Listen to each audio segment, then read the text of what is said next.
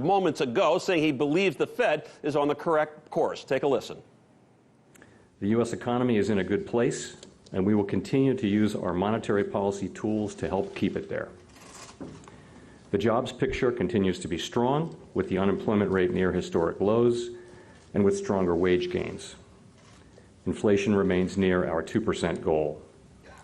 We continue to expect that the American economy will grow at a solid pace in 2019, although likely slower than the very strong pace of 2018. We believe that our current policy stance is appropriate at this time.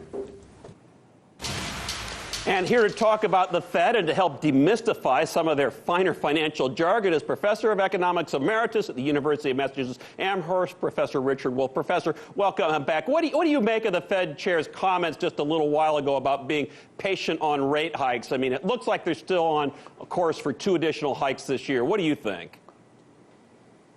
Well, I think the basic problem for the Fed is as the same for all of us. They don't know what's going to happen. You notice that Mr. Powell said we're in a good place, we have a strong economy. At the same time, he then says literally 5 seconds later that it looks like the economy is going to slow down. Well, if you just listen to him, the honest thing to say is if it's going to slow down, which nearly everybody believes, then the only real interesting question is how much it slows down.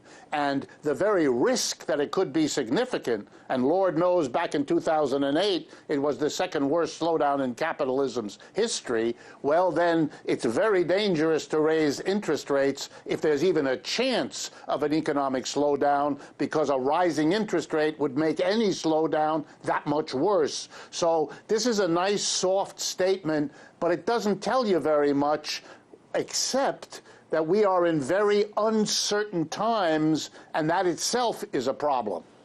Yeah, I mean, you're so right. You go back to 2008. I mean, the Fed and everybody else, Treasury Secretary, I mean, they acted like it was a lightning bolt of shock to them that the financial system was about to, go into the gutter in a hurry, and they weren't prepared at all. You know, I'm curious. I don't like talking about President Trump as much as other folks around.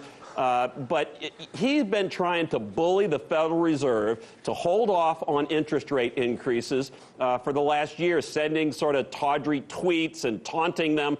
I mean, I know as an independent regulator in the past, that's not appropriate. But what do you make of that whole circumstance, Professor? Well, what he's doing, what Mr. Trump is doing, is a kind of extreme or exaggerated version of what other presidents have done, too. Their major focus, it's the way our political system works, is to get reelected. Mr. Trump faces a reelection effort over the next 2 years. He doesn't want higher interest rates, even if there's a danger of inflation, even if the increase in money supply of the last few years has been beyond anything we've ever seen in our country before. He really doesn't care about any of that. His time horizon is 2 years. And over those 2 years, he doesn't want interest rates to rise, which is what the Fed was going to do. And the reason is very simple. If you raise interest rates, the cost of borrowing money is higher. It means your credit card bill, it means your mortgage, it means your car payment program. All of those will become more expensive to Americans. They won't like that. Their economic conditions are very precarious anyway, and that won't be good for his reelection. So he is in there pushing the Fed, taunting them, as you say, tweeting, in order to keep interest rates from going up. But the only reason for that is his own reelection, not a concern with the broader economy. He probably feels that if he can't get reelected, the condition of the broader economy won't matter much to him, even if it's crucial for the rest of us.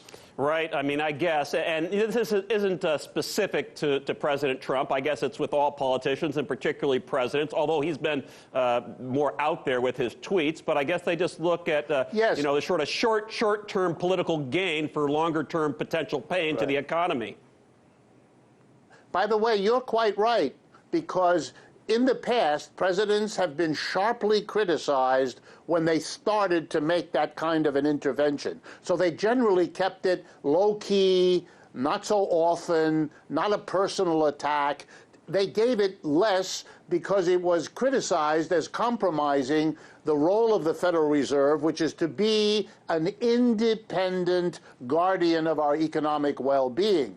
What Mr. Trump is doing, as he does in so many areas, he's basically trampling on that tradition. He is increasing, not decreasing, the level of public pressure he puts on them. It means that the Federal Reserve can't make a decision based on the economy because they're afraid either of what he'll say in criticism of them, or they're afraid that they'll compromise their independence, which they have slowly tried to build up. In other words, he's doing what's good for him, and the wreckage, the chips are just falling all over the place, and we will all have to live with the results. Yeah, one of the things I really enjoyed when I was a financial regulator was once I was confirmed by the Senate, I couldn't be fired. So I could say what I want, and as people who know me know, I did. It's a great attribute of independent agencies. We're sort of running out of time, as we always do with you. We love having you on. But let me ask you one thing. We talk about all this financial jargon, and we'll have you on to do more of it. But let me ask you about the Phillips curve. We hear that talked about. We heard about it today with the chair. Explain the Phillips curve to all the boom busters, Professor. Very easy to do. It's named after, as you might have guessed, an economist named Phillips. And what he's famous for is having charted, on a graph, that the lower the unemployment rate in general, the more rapid the rise of prices. And the idea is very simple. The less unemployment there is, the more employers who want to grow can only do that not by hiring unemployed people, but by getting workers who are already working somewhere else. And the way you do that is offer them a wage increase. And then the final idea is if wages are going up because of low unemployment, employers will try to pass on the cost of higher wages to their customers in the form of higher prices. So what the Phillips curve does is show the relationship between the rate of unemployment and the rate at which prices are rising. You did a great job of explaining that, but easy, as the tightrope walker says. Easy for you, my friend. Professor of Economics Emeritus at the University of Massachusetts Amherst. Thank you so much, Professor. Sure appreciate it.